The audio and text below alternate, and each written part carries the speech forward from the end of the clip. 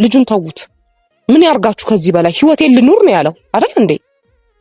ህይወቴን ልኑር ባለበት ምን ያርጋችሁ?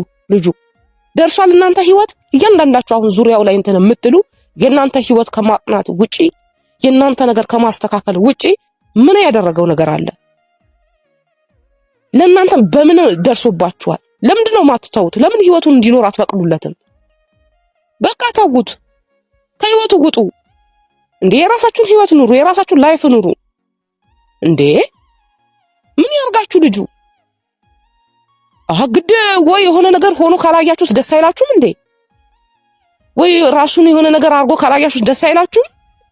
እናንተ እንደዛ እንዲሆን ብትፈልጉ እኛ ደግሞ እንፈልገዋለን። ገባችሁ? ታቆሙ ይሻላችኋል። የማይሆን ነገር አታድርጉ። የራሳችሁ ጉዳይ፣ ሁላችሁም ገደል ግቡ ብትፈልጉ። እያንዳንዳችሁ ግን አቆሙ። በቃ ስርዓታችሁን ያዙ።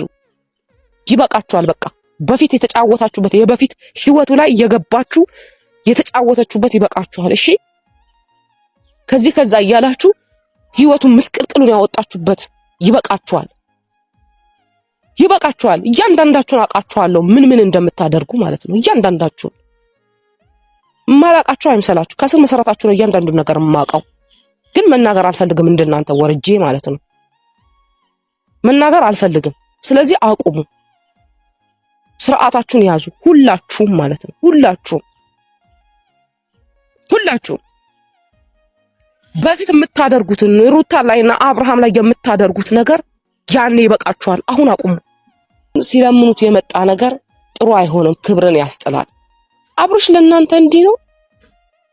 እውነት እናንተ አብርሽ ለናንተ ያለው ነገር እንዲህ ነው? ስንት ነገር እንዳልሆነላችሁ ዛሬ ላይ ተነስታችሁ ቀንደኛ ጠላቱ ትሆኑ። ለአይኑ እንደሚጠላት የነገረኝ ልጅ ትላንትና ሄዶ ይቅርታ ጠየቃት። ይቅርታ ጠይቃችሁ እዛች ጋር የምታወሩት ነገር ለይቅርታችሁ ተቃራኒ የሆነ ነገር ጭራሽ የማይገናኝ ነገር ውስጣችሁ ድለከስካሳው። አንዳንዴ ሰዎች በጣም ብዙ ሰዎች አለሁኝ ብለው ዛሬ እንደ መርፌ ሊወጉህ ጀርባህን ቢመጡም ግን ቡዜ ትልቅ ማስጠንቀቂያ ሰጠች። ላይክ፣ ሼር፣ ሰብስክራይብ ለሁሉም ይድረስ።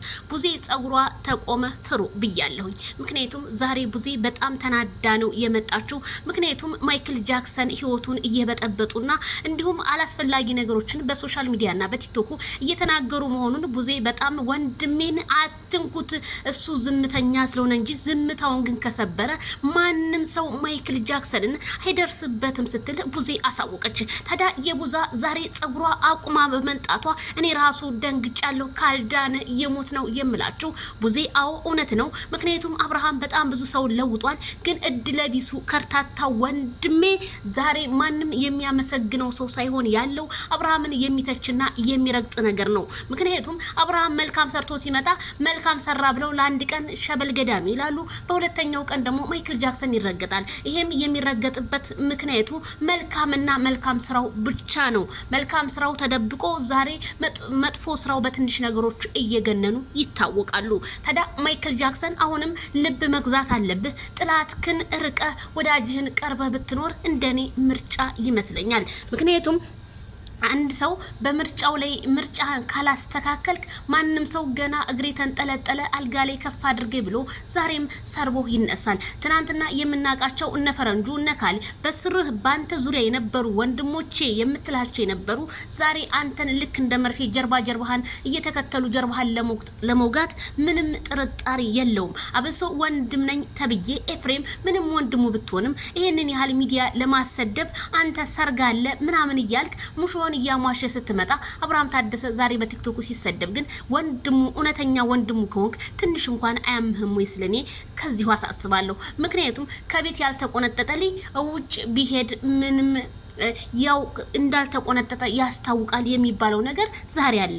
ስለዚህ ኤፍሬም ለዚህ ሁሉ መስዋዕት እያስከፈለ ያለው ኤፍሬም ነው ማይክል ጃክሰን። ለምን ብትሉ ወንድም ሲባል መከታ ነው፣ ወንድም ሲባል ገበናን ደባቂ ነው። ገበናውን ሳይሸፉን አደባባይ ላይ ወጥቶ ሰርግ አለ እያለ የምን ሰርግ እንደተጠነሰሰ ባላቅም ሰርጉን ሰምቼ ደግሞ ከሰማሁት ነገር አካፍላችኋለሁ ብዬ አምናለሁ። ግን እኔ ምንም የሰማው ሹክሹክታ የለም። በጣም ነው የሚያሳዝነው። ቡዜ ትክክል ነሽ። ምክንያቱም የኛ ሰው በልቶ ካጅ ነው። በልቶ ካጅን ሰው ደግሞ ምን ታረጊዋለሽ? እነዚህን ሰዎች ደግሞ ልካቸው ማስገባት ያለበት ማይክል ጃክሰን ነው። እሱ ተቃቅፎ እየመጣ አለሁላችሁ ሸር እያረገላቸው እነሱን ሰብስክራይብ ካረገና ካስለወጠ በኋላ የሱን የሚሰርቡት ነገር ግን በጣም ነው የሚያሳዝነው። እኛም ማዝነናል፣ እኛም ተከፍተናል። ግን ምንም ማድረግ አይቻልም። መልካም ሰዎች ብዙ ጊዜ ተበድለው እናያቸዋለንና ግን ፈጣሪ ካለ ማንም ጥሎ አይጥላቸውም። ሺህ ጥላት ቢነሳ አንድ ፈጣሪ ካለ ግን የትም ሊወርቁ አይችልም ስል ከዚሁ አበስራለሁ። በአጠቃላዩ በመላው ዓለም ላይ ለምትገኙና እንዲሁም በውስጥ ሀገር ለምትገኙ ውድ ሀገሬ ልጆች እንኳን አደረሳችሁ የኢድ አድሃ አረፋ በዓል በሰላም አደረሳችሁ። መላ ለእስልምና እምነት ተከታዮች